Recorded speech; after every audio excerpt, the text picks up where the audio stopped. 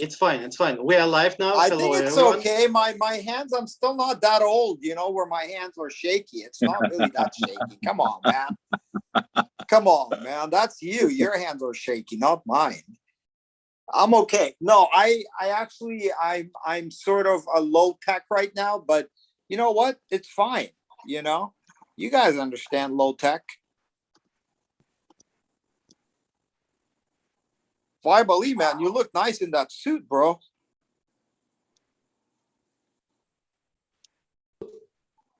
There we go. All right. Well, I tell you, Omar, we're live. So that was if those watching live stream, what an opening. I think we've already seen how much of an amazing character you are. But before we jump into conversation, I'd like to introduce you properly, Omar.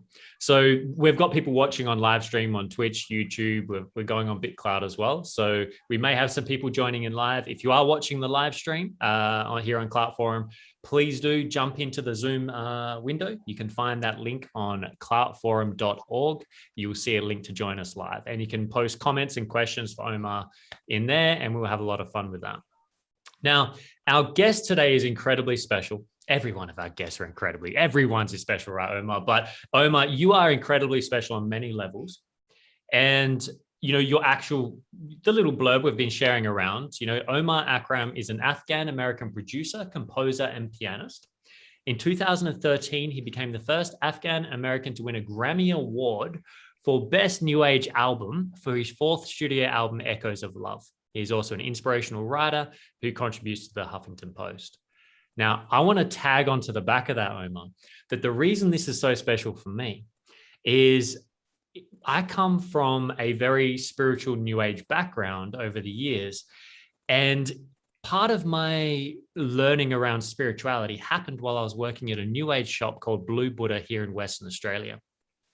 And I remembered when I was sent the invitation to meet with you and interview you here today, I saw your name and straight away recognized it. And then I saw the album cover of Secret Journey, and it brought back, I'm getting goosebumps even thinking about it, to see a part of the early stages of my awakening and opening. I was selling your music.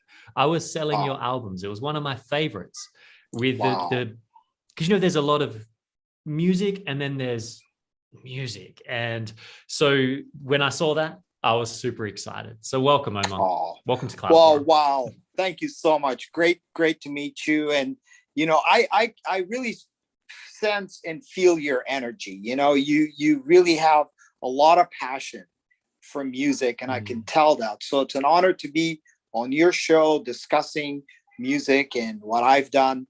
Yeah, I mean, it's wonderful, especially now to be able to connect to so many people all over the world. And as New Age music or instrumental music relates to people on so many levels, because you don't really have speaking words, right? So it's universal. And I think that's one of the reasons that I love creating instrumental music, because, there's no words. Everyone really creates their own image. So if you or someone else is listening to the same piece of music, it evokes a certain kind of imagery for you, which is not necessarily the same as someone else's, right? And I think that's what really fascinates me. So as a composer, what I try to do, people ask me, well, what were you thinking when you wrote this piece of music? And I say, you know what? It's not important what I was thinking. It's important how you feel and what you think when you listen to that piece of music, right? And I think that that's what makes New Age music and instrumental music so beautiful. So thank you for having me on your show. I really appreciate it.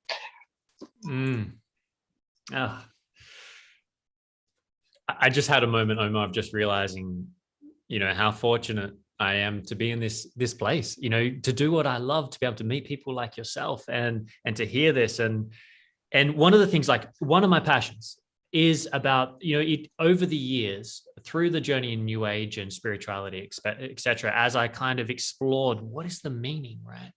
For me, it kind of distilled down and came back to how present can I be? How human can I be? How fully present and in this experience? And when I was revisiting your music, so it's been such a great reminder to reconnect, because these days with streaming music, it's like lost in the choice, right? And so then when I revisited your music, it was exactly that. It was how listening to the different nuances and the way that you have these soundscapes, and watching how it just invokes the human experience. It invokes the depth of emotion and the feeling that might be sitting there that I'm not giving space for in my day. And your music just really gives it space. And it's done that for so many of my clients and people that I've worked with over the years. And so from that, I really am grateful. So Omar, already you've jumped in a little bit with your process around the music. So going back to the younger days, was music always a thing for you from when when your memories begin, in a sense, or was it something that happened as you got older? So for me, when I was a child, I was very hyper, when I was about 4 or 5 years old.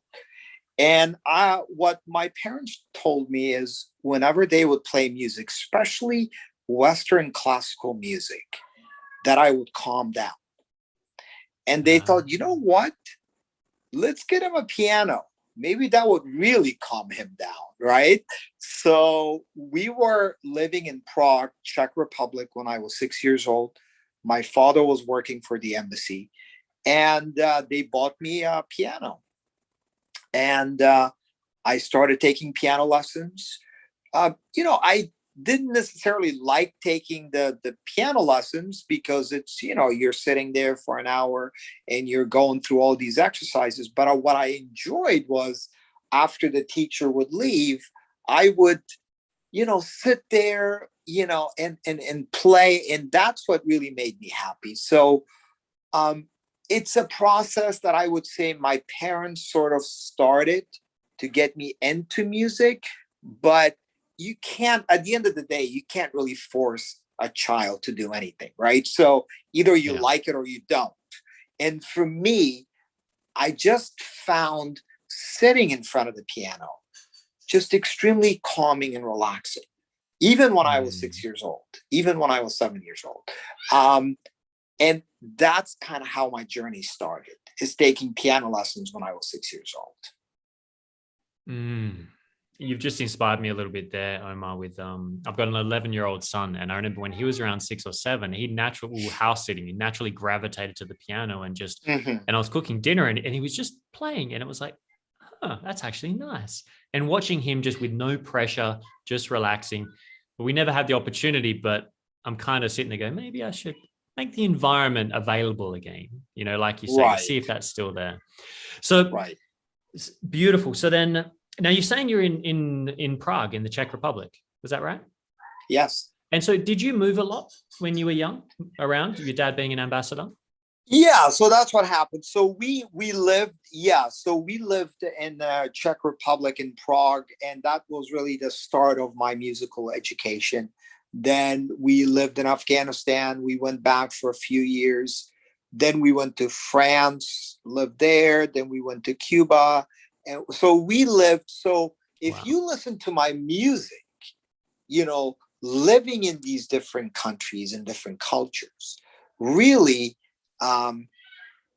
inspires my music. It's one thing is traveling through a country, but if you live in a country and you really experience the culture, then and speak the language, then what happens is it becomes a little bit of part of you. And so for me, when you mentioned Secret Journey, the album, for instance, you could hear some of those tones. You could hear, if it's Cuba, you hear the Latin flavor, or the Middle Eastern stuff. It's all mixed in. It's a big melange of different types of music, because I lived in these different countries. So definitely inspired, my music and what I create. So it's like your human experience is filling up your palette in a way that you then paint your music with. Right. So what is that process like for you? So you have these experiences, you've got all this inside you. Where does the music come from? How does it go from the experience to actual music and complete? What's that process look like for you? Right. I mean, it varies, to be honest with you. It's not a one thing where I'm just, now because I'm busier and I do have kids, I it's the process is a little different. I, sit in front of the piano and I create, but most of the time, there's a flash of inspiration. There's, especially before COVID, when I was able to travel and go to places, would inspire me to write different musical pieces. But to make it more simple is basically me sitting in front of a grand piano. Now, if you listen to my album Destiny, for instance, where I have an 80-piece symphony, but it all starts from me sitting in front of the piano, because I believe the melody is the most important part of writing a piece of music. And if the melody doesn't grab me, and so that's what I do. I don't know if you're familiar with the term automatic writing. And basically what that is I would sometimes sit in front of the piano for an hour and just play, right? And just go up and down, play different things, and then just leave it. And I'm recording all of this. And then, a few days later, I listen to that and I go, oh, rubbish, rubbish, rubbish. And then there's one little thing and I go, wow, that sounds really good. So I just take that little part and then I said, okay, I think there's something here. And then I just start a whole new thing and develop that little thing, which becomes a piece of music. So I've done that many times, and it's one of the techniques that I use. I know a lot of writers too, where, writing, stuff, blogs or whatever, sometimes they don't have any idea, but they just sit down and write. They just write, whatever comes to mind. And then they go, oh, this is just the one thing that is kind of cool. I can develop this. So I still use that. And, it all depends. If I'm creative, I sit in front of the piano, I come up with something. Sometimes I hear something. Sometimes I'm watching a movie and I say, wow, the soundtrack is pretty cool. What if it went like this? And then I just sit there and create, because that's something else that I do is I write music for films. I just completed working with an Oscar winner to create the score for his film. And that's a different process, because you're actually looking at an image and hopefully being inspired, but also you're working with a director that is sort of has his own ideas of how the music should go. So how's that been working with that? Because I could imagine, with film, like, it's one of those things, right? The most underrated people on a set are often the sound guys, right? Because bad sound destroys a movie. I come from like wanting to be a stuntman actor myself, spending a bit of time around all that. Not in a professional way, but that was where I was trying to get towards. So I saw a lot of this and understood the importance of sound. And when you watch the difference that the soundtrack makes, because in a sense, what you're doing, you're creating you're almost like pulling the picture off the screen, right? Yeah. And bringing them into that.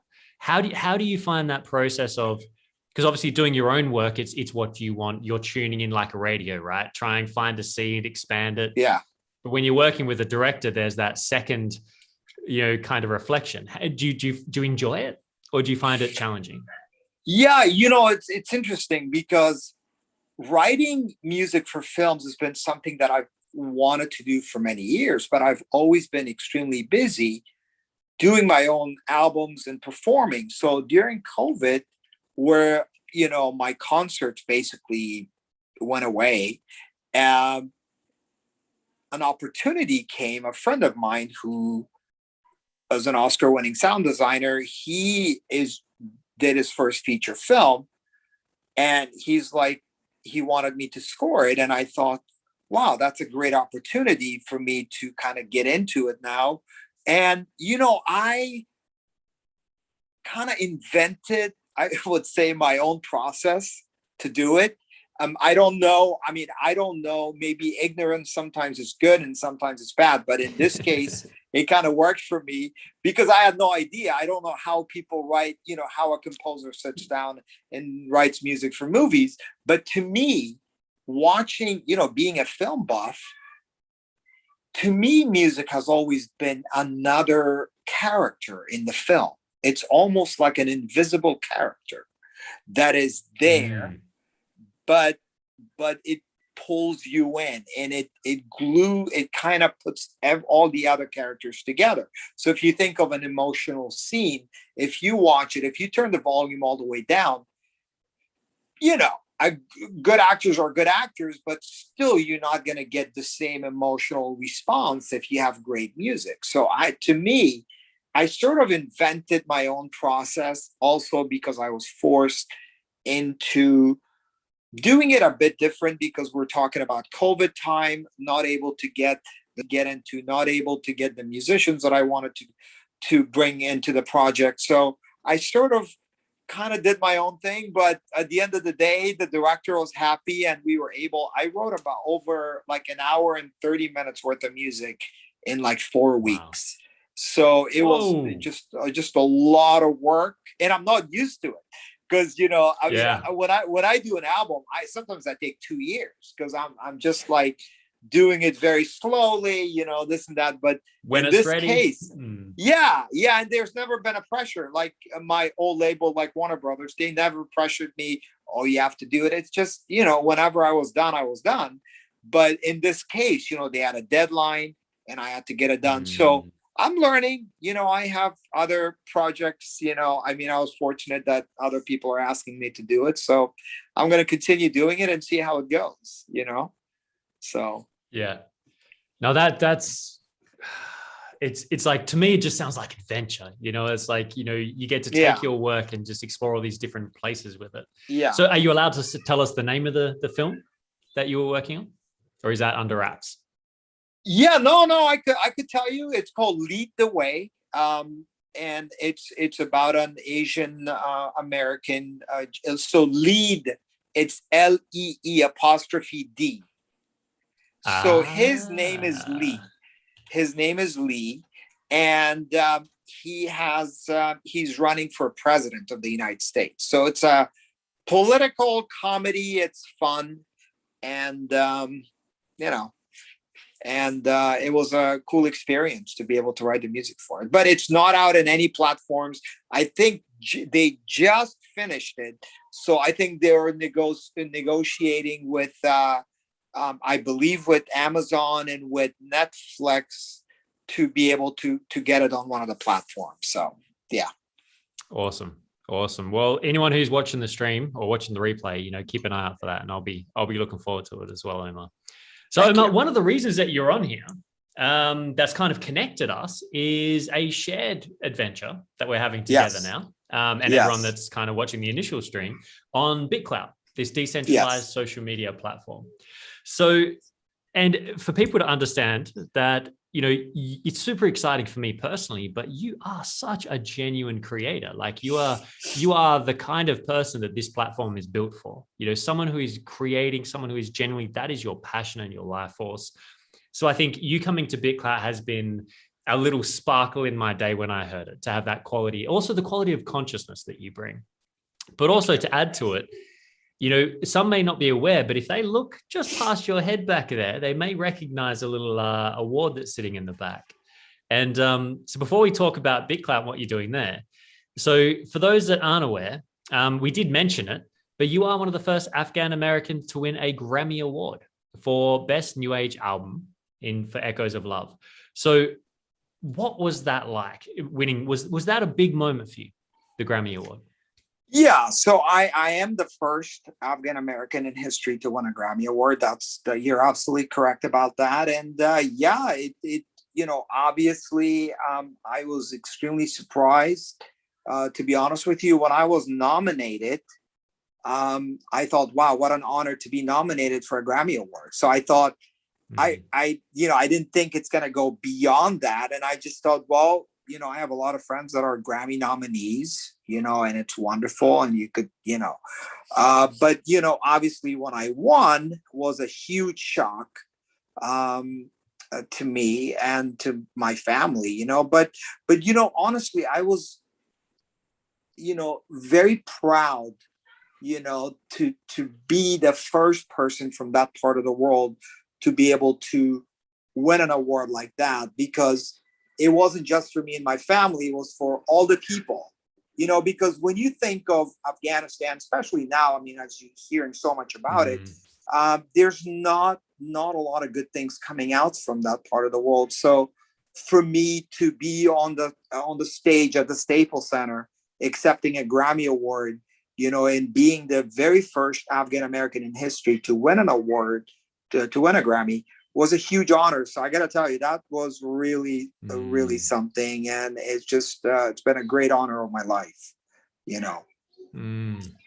Absolutely. No, I appreciate only as much as I can appreciate. Right. But like that experience, it's because it is, not to go too far into, the challenges that obviously are being faced at the moment, are pretty intense. And yes, it's something where people can forget very quickly that there's real people there. These are real worlds, and it can just become a news article, like a story or a movie or a cinema. And so when someone like yourself gets to come out there and remind people that there's beauty, there's art, there's magic, there's all these things in these places, that are there to be cared for and to be remembered, Yes. So how, I mean, not to go too far, but how are you finding at the moment? Is it challenging? I mean, obviously it's not easy, but has it been a big experience for you, this journey? Being American Afghan is obviously an interesting combination.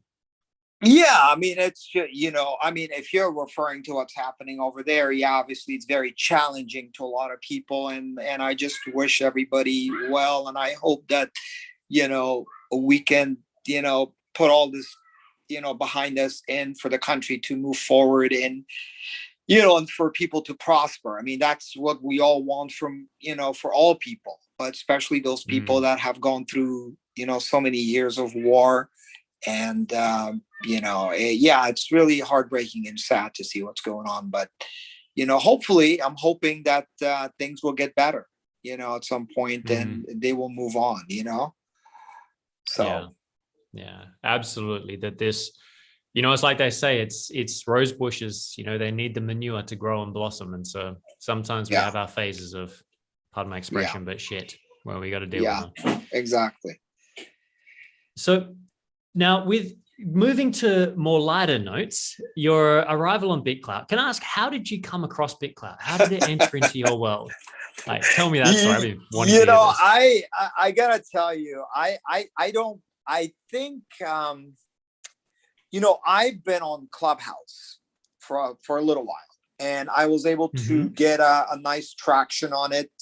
I have a pretty decent following there, and it just kind of worked out. I was more at home, during COVID, and connected with a lot of great people, and that's honestly that's how I heard about it, and people were talking about BitClout. I thought, well, the idea sounds just amazing to me. I said that this can't even be real, because, I mean, I see, I was up in Northern California a few weeks ago, a block from the Facebook offices, the campus. And I'm thinking, man, the world is being run by Zuckerbergs and, all these guys, and I thought, wow, if there's a platform like BitClout, it just going to change and revolutionize everything for us. So when I went on it, I was like, man, this is real. This is real. I mean, obviously the platform is just starting, and it's kind of small, but I immediately connected with people. Not that I have a huge following or anything, but I just, the few people that I connected with, extremely helpful. People are, they want to help you. It's a community, which, you don't really see that in other social platforms. works. You know, everybody's for themselves. Everybody's, you know, trying to build a following and stuff. And so that's what I got. It's a little different on BitClout. People are extremely nice. They want to see you succeed. They want to be there to help. And honestly, people are jumping in. I went on it, and the next thing you know, I'm on Clubhouse, and people are jumping in. Hey, how can we help you? Let's do a call. Because I have no idea, Mark. I mean, I absolutely have no idea what I'm doing. I just went and I got my handle, I got my name, and that was it. And I said, beyond that, I have no idea what I'm doing. So there's guys jumping in, you know, helping, and hey, you know, what can we do? You know, and next thing you know, some, you know, prominent people on the platform are interacting with me and helping me. So far it's been a great experience. I want to see this platform, you know, obviously grow, and hopefully, you know, we'll grow with it, you know, because it's a fantastic idea, you know. Absolutely. No, I appreciate that. It's always nice to hear the fresh perspective when people are coming in, because the platform is evolving. Like, you know, we joked about this in some of the early things. It's like dog years, right? Like one BitClout year is like a day in real life. No, yeah. And it's just moving so fast. So it's nice to get that refresher of what's it like for you that's coming in now.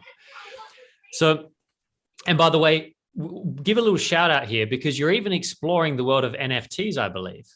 And you mind if I screen share and let the audience see what you put out there? Yes, of course, please. Yes. Awesome. So for everyone watching, Omar has, you know, and again, one of the things that I really appreciate with the guests that come on here, Omar, is for one, your willingness to come out, to explore, to meet the community and engage. And it's what we've been kind of saying to people out there as they come on board is, you know, this really is like coming to a festival or a party early, right? People are still building, people are still setting up, you know, all the stuff's getting in. So if you're just coming in just to enjoy the free food, have a dance and enjoy yourself, maybe it's not quite the right time. But when people come in and like yourself, and they come in with such a positive energy like you have, that's curious as opposed to, you know, skeptical. I mean, I think skeptical is a misused word. I think it's a good thing, skepticism, but you know what I'm saying here. That curiosity and then already contributing is such a beautiful thing. And that's why I think, like you say, we've got that village type feeling, you know, of where it is. Yes. So in the spirit of that, I wanted to show, Alex, can you give me screen sharing? It seems that's disabled. Might just need to make me a co-host there. And then I'll show you this NFT. So there we go. I've got that. And let's pull this up. All right. Ignore all the windows in the background there. So see, I prepared for this very well, Omar. So this, ladies and gentlemen, Omar Akram is the profile, if you want to check it out and invest in this beautiful man. And again, Omar, this is one of the beautiful things of BitClout, right? Is that unlike traditional economics, where it's designed to how can one person cash in and put all the money into their bank and, you know, pretty much rob each other or cash in on each other, it's kind of reversed and it's inverted. So it's more a case of how can we all help each other become successful? Because that's actually how people who maybe they're not musicians, maybe they're not artists, maybe they haven't quite discovered that spark of genius in themselves yet. They can go onto BitClout and look for people that have. They can surround themselves. They can invest in people like yourself. And then as you're giving and creating, as you go up in value, all of us do as well. So it creates a great financial incentive for good behavior and for caring behavior. And so Omar Akram is your profile. As far as I'm concerned, that's a bargain. I mean, BitClout's already super low as it's taken its dip in getting ready for, I think we're about to see a big launch with Coinbase listings. There's so much exciting stuff ahead. But down here, what everyone can see is this post, and we've got it in the chat in the Zoom, but also when we share out the replay, I'm sure Alex will make sure we have the link to the NFT on the replay as well, so that everyone can find it. And so you've done a 10 of 10 NFT. So this is pretty awesome. So if you guys want to score yourself a little piece of Omar, a little piece of history of the very first NFT, then check it out. And I got to say, a very suave, cool looking photo here. You remind me of the, what was it? I slipped my mind now, but a Frank Sinatra type elegance, Thank you. Yes, thank you. Beautiful. Fantastic. So, all right, just keeping an eye on the time. So you're also a family man, Omar. And yeah, I was gonna say, sorry about the noise. If you're hearing it in the background, is we have some kids. My kids' cousins are visiting, so they're running around and stuff. So fantastic. No, absolutely. All is welcome here, Omar. It's actually something that's quite refreshing. See, I'm a big advocate for authenticity. Trust and authenticity are the things, moving forwards that are going to be really supportive. And sometimes we separate, the reality of the struggles and challenges of life from the performance as such. We do interviews and things like this. And it's kind of nice. It's refreshing hearing, someone like yourself done amazing things, creative things. And it's like they say, that old saying, before enlightenment, chop wood, carry water. After enlightenment, chop wood, carry water, right? The family's still there, the kids, the fun. Yes. So with the COVID thing, I assume you would have had more time with family and things. Has that been a good thing? Has it been challenging? Yeah. I think it's what you make it, right? Whatever situation you're in, you could look at it positively or negatively. I chose to look at it positively, and I'm not saying we haven't had challenges like everyone else, but I think it's been, for the most part, it's been positive. There are certain things, obviously we're not able to do, go places. But yeah, I mean, my kids, I got to tell you, they're a source of my entertainment. They're 6 and 9. I should be paying them because they entertain me. They come out and say the funniest things. And for me, that's extremely fun and entertaining. So yeah, for me, it's, I just see them, and a lot of the things that I do is, as a father, we do it for them, right? For the kids, at the end of the day, because that's, what we leave behind is those kids. And for me, everything really that I do is somehow connected to them. So, I try to get them involved in what I do. And, last year I was, I had a 30-city tour to go to China, and I was going to take them because, it's one of those things that, you're going to experience things like that once, you go and, and obviously none of it happened, but just to give you an example that I like to get them involved in what I do. It's been good. But one of the things I got to tell you, Mark, that's been really interesting for me during COVID time is that I was not able to get a lot of the musicians that I usually do to do projects. And I went back. You remember earlier we talked about me playing the piano when I was 6 years old in Prague, right? Yeah. So I went back to that because I don't have any, usually I start with the piano and I go into, bringing other musicians and things like that. So my new album, it's called The Light Will Come, and it's all solo piano. And it's been an amazing thing for me to go back to how I started when I was 6 years old, is basically sitting in front of the piano and just composing the music. And I've never really released any solo albums. I mean, I've had a couple of solo pieces on my albums, including in Echoes of Love that you mentioned earlier that won a Grammy. There's a piece there that is a solo piano piece, but I haven't done a whole record. So this really sort of did that, and it got a lot of good reviews, and it became like the #1 seller on iTunes as far as for new age and instrumental.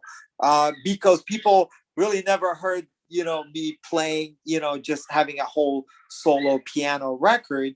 And, so I look at those experiences as being positive, because I use that. I could have said, well, I can't get musicians, so I'm not going to do anything, right? I said, no, I'm going to do something. I'm going to go back to basics and do what I love to do, is sitting in front of the piano and just playing. So I do every week on YouTube. If you go to Omar Akram on YouTube, you'll see a performance every Saturday that I sit in front of my piano and I play. And I've been doing that for 73 straight weeks from last year. Every single week, I have a new performance that I release. So, and that's kind of like incredible. My gift. That is my gift to people, to my friends and people that, I love just sitting there and performing. Usually I invite people to the studio, but since I'm not able to do that, I'm able to just release this one piece of music every week. And then, since you brought up the NFT, that's what the NFT is what I do sometimes is I invite people. Now, if you come to Los Angeles, I would invite you to come to my studio, and you sit there, and I just, in an environment where I just play the piano or whatever I'm doing or whatever I'm working on. So that's what this NFT is I'm going to invite 10 people to the studio. And what I'm going to do is I'm going to do what I usually do, is just sit there and being able to perform for 10 people live. So that's what that is. And I'm looking forward to it. I think it's going to be amazing, having them in the studio with me. So, yeah. And Omar, anyone that's watching this, I can tell you, if you haven't heard Omar's music, I mean, I can only imagine, my friend, the magic. Because it's one thing to hear, the recordings and things, but I don't think anything ever replaces being there with the artist while they're playing it live, right? And to have such an intimate thing. So that's a very valuable NFT that comes with a lot of value beyond just a very good looking photo of you, Omar. Yes. Thank fantastic. you, Mark. I appreciate it. So we're coming up to the last section of the show. I could sit and talk to you forever, Omar, and hopefully we get to have chats down the track as if you're welcome. Of course, yeah. To come back on. I'd love to talk to you in future more about things around your spirituality, your journey with those kinds of things. I feel like, there's so many layers of you that we could really explore and have fun together with. But in the meantime, we'll save some of that for the deep dives to come. If you're watching on the live stream, so Alex is looking after the back end. Big shout out to Alex Roken, by the way. He's the founder of Clout Forum, and he has been doing so much to really anchor this. And he's been helping me just do what I love, Omar, and just meet amazing people and interview them. So big shout out to you, Alex. He's going to have a few questions for you in a moment. But while you're gathering those questions, Alex, I want to bring on another person who has been very fundamental in making this possible, in us chatting. Yes. And so I'd love to bring in and introduce Vibali. And Alex, can we spotlight Vibali, or can I do it? No, I think you might need to do it, Alex. It's fine. Got the He's on stream. What's that? It's fine. He's on stream. Vibali is? Yes. Okay. All right. There you are. Now I can see it. So I'd like to introduce Vibali. So before you say anything, Vibali, you have been an incredible character. So Omar, I met Vibali when a couple of months ago. It was actually his partner Zubi, who I saw on the platform, and I just saw this incredibly good-hearted, beautiful woman who was just sharing genuine posts and things, and I get inspired. Like I'm sure you feel on the platform. There's so many inspiring people. Yeah. And we had a few posts, and then it turns out it was actually Vibali's wife. And then we started connecting on a Zoom call, and we've had all these different exchanges. And so it's actually a lot of fun that we're here together, because Vibali, and I'm going to read you a little background here so people actually appreciate this man here. So Vibe Ali is a professional anchor from Bangalore in India, which is also known as the Silicon Valley and the Garden City of India, who he has performed over 1,000 plus live events in Asia and Europe. Ali has always been an early adopter of technology and an advocate of decentralized currency and social media. His early startup was valued at $1 million called Midnight Hunger Solutions, which was India's first midnight food home delivery service. And he's also a record holder, working with brands, a national record holder, and has worked with brands. And to be honest, I don't know what KOL is, Vibe Ali, so you're going to have to explain that. But basically what we're trying to say is this man from India is a dynamo, a powerhouse, and he's got such a beautiful heart, Omar. And he's the one that has introduced us. So how you doing, Vibe Ali? Oh, we can't hear you there for some reason.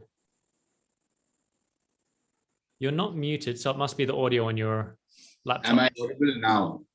There you go. Okay. Yes, so I was saying thank you for those kind words. Seems a little funny because I send them to you to read them out for me. But yes, that is me, and I'm glad. You know, I kind of feel a bit out of place with the experience that is on the platform, and the only thing that I come with is a bit of hair. That's about it. No, absolutely. And so everyone watching, hopefully Vibe Ali, we're going to be doing a interview like this, just you and I, because you yourself have such an incredible story that we're going to flesh out and open. And so really, I just wanted to bring you on to actually give acknowledgement, to say thank you. Thank you for bringing Omar into the Clout Forum, and for giving him such a warm welcome as well, and for connecting us, and for all you're doing on the platform. You're connecting so many amazing people. You're being such a voice for expression. And so, it's really wanted to just make sure people get to see you and to see you, because I think it's so important. People are seeing the faces behind the posts, right? They're seeing the characters. That's what's so good with you, Omar, to see your bubbliness and your character, and you're such a good-humored human, you know? So, Vibe Ali, have you got any questions for Omar that you'd like to ask before we pass it over to the crowd? So first thing that I want to say before I ask a question is that I feel extremely grateful. I've been working with key opinion leaders, KOL is key opinion leaders, celebrities, influencers all my life, and never for once have I taken anybody for granted, because somewhere deep down, I'm still a fanboy. I respect these guys for what they have done in their life. I might have an access to them that I could just call them up on my phone and tell them, hey, hi, what's up? How you doing? You know, but I still like to respect their time. I still like to respect the opportunity that they give me to help them grow in whatever little ways that, you know, on either on BitClout or on different platforms.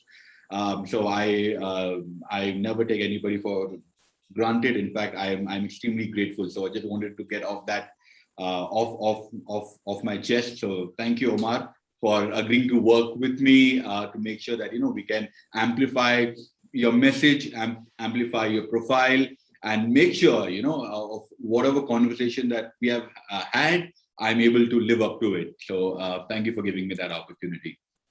Now, Omar, we have had so many conversations over about a month and a half now, but something that I would like to ask you is that, how do you see someone making it big right now in the industry? You know, there is a lot of questions being thrown around saying that, hey, you know what, you need the network, you need the connections. But then how was it when you got your first break, right? How was the experience, or, you know, what went on? Okay, wait, let me refine that question better. How was it when you saw the first big monies coming in, and how did that change your life? Well, I mean, look, first of all, thank you for, you know, all the help you've given me on BitClout. I think that's been amazing. And by the way, you look so young, bro. I mean, I you know, when I talked to you, I thought, you know, you got gray hair and all that. Then now I'm seeing you, you look like you're 14, man. So, but again, 15 thank actually. you. You are just you're somebody who's dedicated, somebody who just genuinely wants to help people, and that's rare. And I'm glad you are doing that, and you so much service, and you're just a great person and a human being that wants to help people. And that's exactly what I was telling Mark earlier about the community, where people are genuinely want to help you. They're not, they're not there, oh, I'm going to help you because I'm going to gain this or whatever. They just genuinely wants to help you.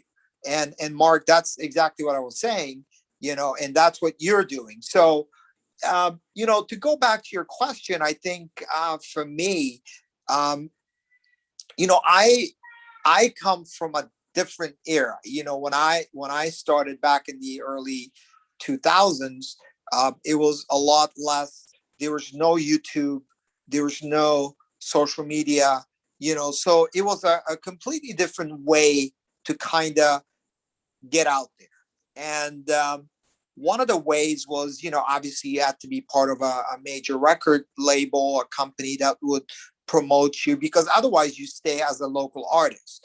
You needed a distribution channel. Today you don't need it. You could just take your music and put it on Spotify, on iTunes. It's fairly easy, and you kind of promote yourself.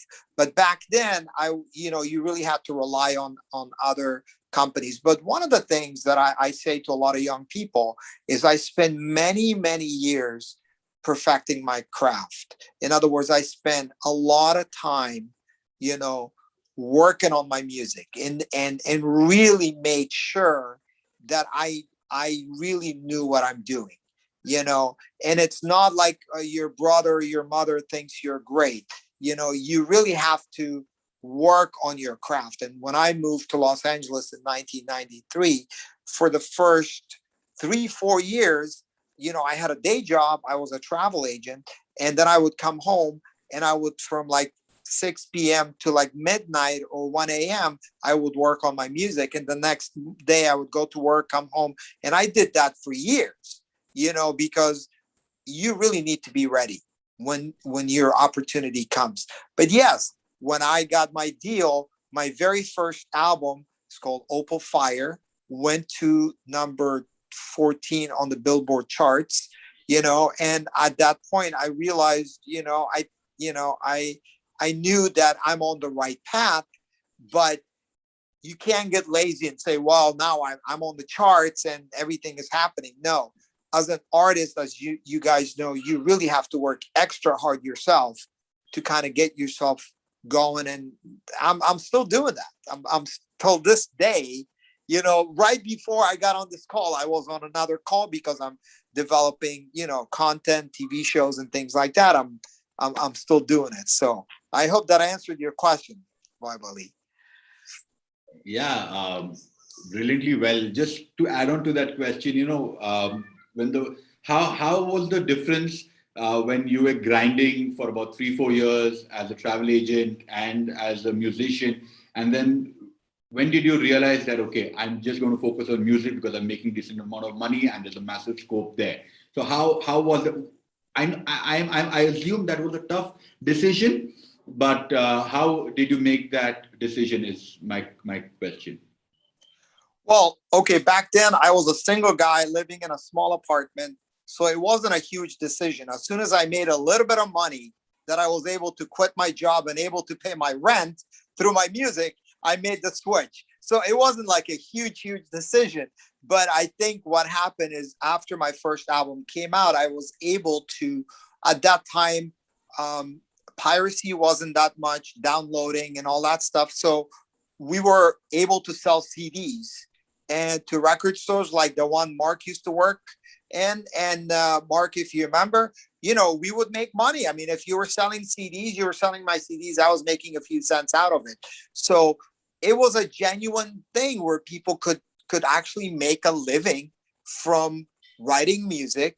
And if you're lucky enough where one of these major companies, picked you and wanted you to be, to sign you as an artist, then yeah, you would make some money. But very different world now. It's a completely different model now. That's all gone. Right. So I'm done with my questions. The entire objective of this interview was for me to ask you the next question. Can you cast me in your next series? Sure. Why not? Why, you have a great personality. You're a good-looking guy. You have, like you mentioned, you have hair. So that's that's a big plus right there. If you have a full head of hair, and you look good, I think 70 to 80% you're there, man. So but looking forward to our continued journey with all of this, and I really appreciate all the help you're providing for me on BitClout, and you're becoming a friend. So I really appreciate everything you're doing. Thank you. Thank you so much, Omar. Thank you for your kind words. Mark, this was the only reason why I wanted this interview to happen, to ask him publicly, would he cast me in his next series? And we've got verbal agreement. There you go. Although I'm sitting here thinking, Babali, I'm going to have to borrow some of that hair of yours, my friend. Right. And do you know what? I think right there is a secret to dealing with everything that's coming now. It keeps coming to me. I keep hearing it all the time. It's having fun. So it's so nice to be here with you fellas, being able to have a laugh and be able to share these special moments. I appreciate you both. Now, sounds like I'm finishing it, but we've got a few more minutes, and we have a very special guest, which is Alex Roken, the man who makes this all possible, who has a couple of questions for you, Omar. Sure. So, Alex, do you want to bring yourself on? Yes. Hello, everyone. One more time again. So my question is more about your personality, and what would you like to choose when you have a chance to slip away from your family matters and obligations, and leave your child and stepdaughters, stepsons, and you can pick one spot in the world that you would go for these holidays. Which part of the world would you choose for it, and why? So you talking about traveling? Where would I travel if I had a choice? Is that if you would have one day when you have a chance to slip away from family matters and taking care of kids, which part of the world would you go, and why? Well, that's a really good question. It's also sort of it's hard to pinpoint one place. And let me just take you back a little bit, Alex, because it's almost like listening to music, right? You're in certain moods, right? One day you want to listen to classical. One day you're listening to hip hop. I mean, I don't know if you're that kind Absolutely. of a person, but for me, I go through my moods, like sometimes I just want to listen to, like, all of a sudden the other day I was kind of getting into the American big band music, from the 50s and 60s, and I'm listening to all the Frank Sinatra stuff. I'm getting into it. So depending on my mood, but I would say it would all depend on my mood. Sometimes I love going to somewhere which is tropical with the beach, but I'm very fortunate. I only live 10 minutes away from the beach, being in Los Angeles, right? So we have Santa Monica, we have Venice, we have, Malibu close by. I love going to mountains. I love European cities. I love to go, it's hard to, for me to say one place, but I was just last year, we had a family reunion in Normandy, France. And then I went to Paris, which I thought was amazing, and then, and then from there, sometimes, I went to Portugal. I thought it was beautiful, but at the same time, like Vibali, I love India. I love to visit India one day, where you are. I mean, I see it in the movies and I'm like, wow, what a vibrant place. Just to tell you guys, I love cities. I was born in New York City, which is, a big city. And I love the whole city vibe, kind of, a lot of people want to escape to the country.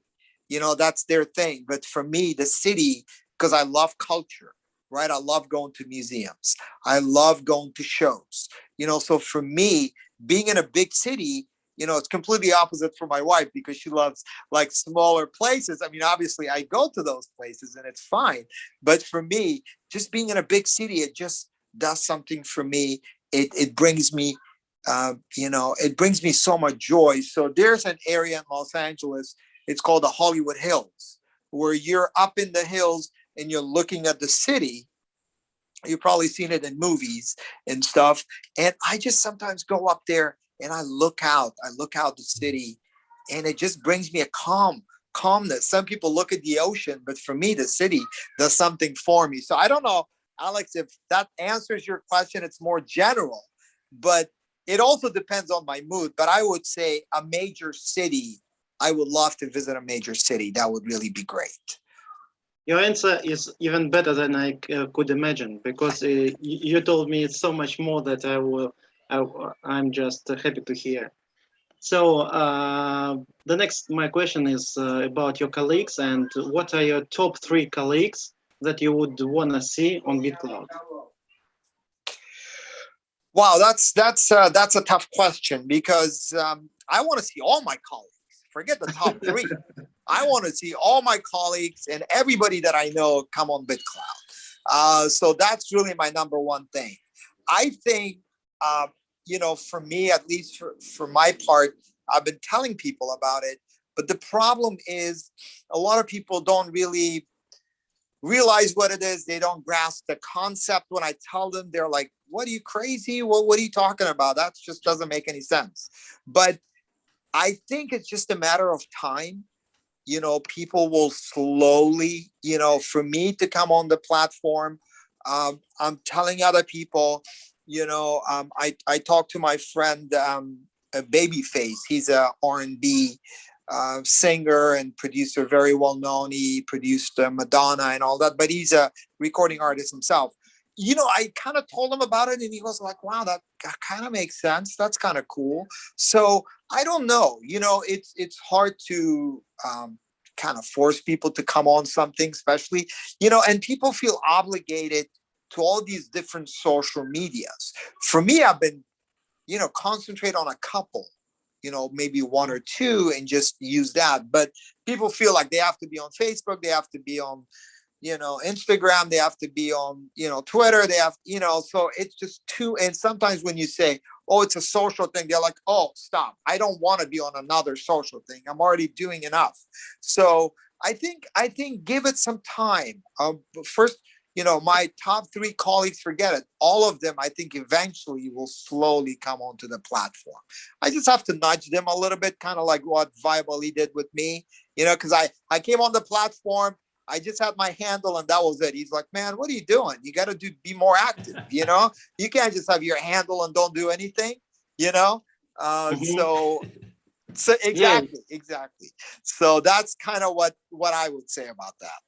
Yeah, thank you so much. But in order to clarify, I didn't mean that I was asking to bring someone to platform.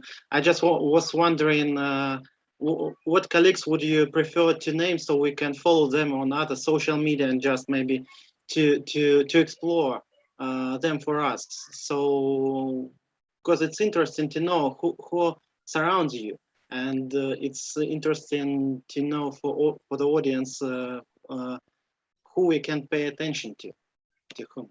Well, I would say Vibe Ali and Mark Bentley. Those are my 2 colleagues that I really want you guys to focus on. And then, of course, my other friend Alex Roken. All of you 3 guys. Those are my top 3, I would say. Thank you so much. So Omar Akram beautiful is man. now certified diplomatic too. Well, my father was a diplomat, and I watched him, for so many years, the way he handles people. And I got to tell you guys, that's the biggest thing you could do is how you handle people, at least in this country. You could do anything, but if you cannot relate to people and you don't have the skills, the social skills, you won't go anywhere. And what I'm doing, and Vibe Ali, you're excellent at it, is you're making friends.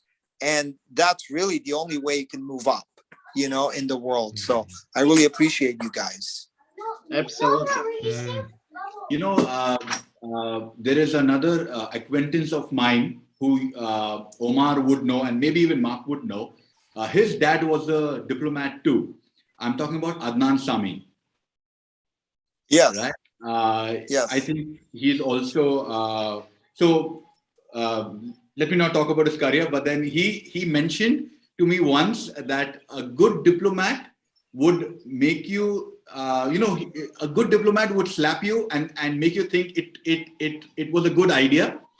A great diplomat will make you slap yourself and think it was your idea. Interesting. You know, I know I didn't say that, but I know he said it. Yes. Yes. I agree. Beautiful. Yeah, I'm sorry, the last one. Yeah, I just want to comment that I graduated from the diplomatic university in Russia. So I feel this vibes from you, Omar, and there are a lot of things that I can learn from you for sure in this direction. Well, thank you, Alex. That's awesome. So what part of Russia your family comes from? So I was born in the Far East, but I finished MGIMO University. Maybe you've heard of this while you was in Prague. Yes, and I love your culture and the music, obviously, and all the art and literature from Russia is incredible. So I grew up on it, and I just love it. So that's amazing. Wow, it's so exciting to hear it. Thank you so much for sharing it. And the last one is the last question is about what music or what songs would you recommend to BitClouters to listen, which you liked in the recent days? Well, I would definitely recommend Omar Akram. I think he's an amazing artist. If you haven't heard his music yet, you should definitely check it out. Especially his new album is called The Light Will Come. It's a solo piano album. I would highly recommend him. Yeah, for sure. I'm dropped down. I think Vibe Ali feels the same. I'm in awe of that delivery. I just learned a lot myself. I didn't flinch. Did you notice? I just kind of kept going. I didn't even. I just, Yes. I'm a big fan of promoting oneself, right? Yes. Because if you don't promote yourself, how can you expect somebody else to promote you? Absolutely. No one will. Everybody's promoting themselves. Nobody will promote you. So I might as well. I'm sorry, Alex, but I have to promote myself. No. It's absolutely okay. I've heard that Omar Akram is a very interesting artist, and as far as I know, he I'm sorry, he won some great awards like Grammy or something like this, which is like some sort of local event. But yeah, it was great. And as far as I know, Mark has prepared something to show the audience and to promote your YouTube channel. So we want to help to promote your YouTube channel and to show audience your music if you're okay with it. Yeah, of course. Thank you. I appreciate that. Yeah, very much. Yeah, what I was thinking, Omar. Yes. Sorry, Vibe Ali, you wanted to jump in before we go there? Sorry, I was saying, of course, we can talk about our French favorite artist, Omar Akram. And we can play his music too, and make sure that all of us have heard Omar's music. And there are 3 fans of Omar's music, so I'm sure this is a great idea. Well, we've actually got a 4th fan in here that's sitting in the background. And before we start this, I just want to check in. Rome, are you still around? Are you there? And did you want to just say hello with your video off, or are you busy in the background, my man? There he is. So Rome, have you been working on anything for us there? Let's bring you on the spotlight. Rome, meet Omar and Vibe Ali. Rome has been... Here you go. So Rome my God. That's amazing. Wow. Look at that, man. No way. Yeah. Did you come up with this as we were speaking or today? Just tonight? Yeah, in the last 30 minutes. In the last 30 minutes, yes, sir. This is amazing. Omar, Rome has been not just an incredible human that I've enjoyed spending time with and always gives me a giggle. We always have little sneaky chats in the back in group Zooms. But he's an incredible artist that has been doing these of all the guests that we bring on. He creates these beautiful images while they're talking and speaking and sharing. So wanted to make sure that he had a chance to spotlight that. I'm blown away. It actually looks better than me. I'm looking at myself in that, and I would take that instead of this, me. It's amazing. I appreciate it. That's amazing, bro. You are really good. Appreciate it. Do you I know don't care what Omar Mark tells me about you. I think you're an amazing artist. Awesome. I appreciate Should it. hear the things I say in the background room. Absolutely. One of the things, Oh my Omar, one of the things I love about that, Rome, the way you did that was, you had the glasses that are like the character reference in a sense, but it also kind of really touches on just how much of a universe is in you. And I see that in our conversations. It's like you've got that real joyful character, but you've got such a depth. You've got like this infinite kind of like I say, I could sit here and talk to you for hours on end, and I believe I could pull out a million different shades of Omar, in that sense. And so I think that image that you did there, Rome, was a beautiful characterization of what's there. Magic. Thank you, Rome. You're an incredible human. Thank you, Ron. Thank you very much. So to finish, I found one of the Omar's Music Chamber episodes, so episode number 71. So I thought what might be nice is we play that as a way to go out from the interview, and then I'll screen share and share that. Is that good? That's excellent. Thank you. Great. So then we'll say our goodbyes and thank yous now, everyone. It has been amazing. Please do tune into Omar Akram on BitClout. He's got that NFT, which gives you an opportunity, which the NFT should be linked in this replay. The NFT gives you the opportunity to get a private show and to be bathed in the music of this beautiful man. So please check it out, put your bids in, let's get some energy going. It's always good to support the people that are coming on, the creators that are contributing, and help this community keep growing. And that Omar will be doing these, were they weekly, Omar, the music channel? Yes, it's every Saturday. That's correct. It's on every Saturday. Every Saturday. Yeah. Excellent. So make sure you subscribe, hit the notification button so you don't miss it. And do the same for Clout Forum while you're there. All right. What do you reckon? Are we good to start streaming? Thank you very much, guys. All right. Thank you, Omar. Beautiful. It was a blast. Thank you so much. Yeah, same here. Thank you. Appreciate it very much, guys. It's been a lot of fun. It won't be the last time. All right. And so, Alex, can you just mute everyone? And Omar, thanks again. Bye, Bali. Thank you so much.